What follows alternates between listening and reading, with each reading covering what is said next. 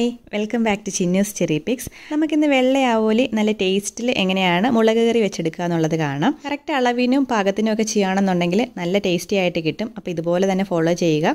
നമുക്ക് ആദ്യം വെളിച്ചെണ്ണയിലേക്ക് കടുകും വറ്റൽമുളകും ഉലുവായും പൊട്ടിച്ചെടുക്കാം. ഇനി ഇതിലേക്ക് കൊച്ചുള്ളിയും ഇഞ്ചിയും വെളുത്തുള്ളിയും പച്ചമുളകും ചേർത്ത് കൊടുക്കുകയാണ്. നമ്മുടെ ഇഞ്ചിയുടെ അളവ് വെളുത്തുള്ളിയെക്കാട്ടിലും കുറച്ച് മുന്നിൽ നിൽക്കണം, അപ്പോഴാണ് നല്ല ടേസ്റ്റ് വരിക.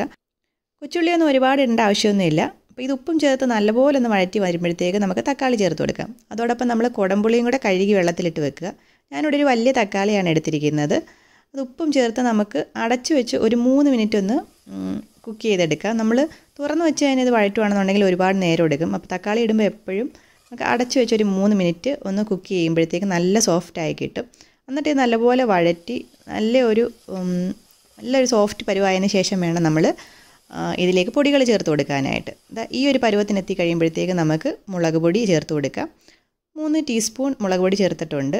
2 ടീസ്പൂൺ മല്ലിപ്പൊടിയും 1/2 ടീസ്പൂൺ മഞ്ഞൾപ്പൊടിയും കുരുമുളക് പൊടിയും ചേർത്ത് കൊടുക്കുകയാണ്.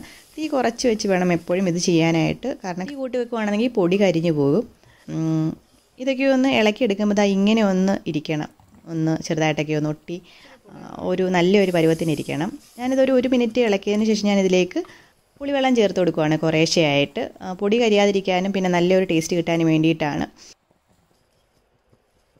ഇനി ഇത് കുറഞ്ഞ തീയിൽ ആ ഒരു എണ്ണ തെളിയുന്നിട വരെ ഇങ്ങനെയൊന്ന് വെച്ചേക്കുക. അപ്പോൾ നല്ല ടേസ്റ്റാണ് കേട്ടോ.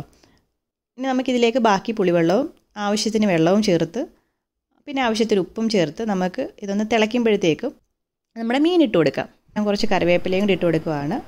ഇതൊന്ന് തിളച്ച് വരുമ്പോഴത്തേക്ക് നമുക്കിതിലേക്ക് മീൻ ഇട്ട് കൊടുക്കാം. ഞാനിവിടെ വെള്ള അവോലിയാണ് യൂസ് ചെയ്തിരിക്കുന്നത്. 1/2 കിലോ ഉണ്ടായിരുന്നു. ഇനി നമുക്കിത് അടച്ച് വെച്ച് ഒരു മീഡിയം ഫ്ലെയിമിൽ ഒരു 5 മിനിറ്റ് ഒന്ന് കുക്ക് ചെയ്തിട്ട് തുറന്ന് വെച്ച് ഒരു മീഡിയം ഫ്ലെയിമിൽ ഇതൊന്ന് വറ്റിച്ചെടുക്കണം. നമ്മുടെ മീൻകറി ഇവിടെ നല്ലപോലെ തിളച്ച് നല്ല വറ്റി വന്നിട്ടുണ്ട്. അപ്പോൾ നമ്മുടെ ചാനൽ ആദ്യമായിട്ടാണ് കാണുന്നതെന്നുണ്ടെങ്കിൽ വീഡിയോ ഇഷ്ടപ്പെട്ടിട്ടുണ്ടെങ്കിൽ ഒന്ന് സബ്സ്ക്രൈബ് ചെയ്യുക. എല്ലാവരും കറി ഒന്ന് ട്രൈ ചെയ്ത് നോക്കുക, നല്ല ടേസ്റ്റാണ്. വീണ്ടും കാണുന്നവരേക്കും ബൈ.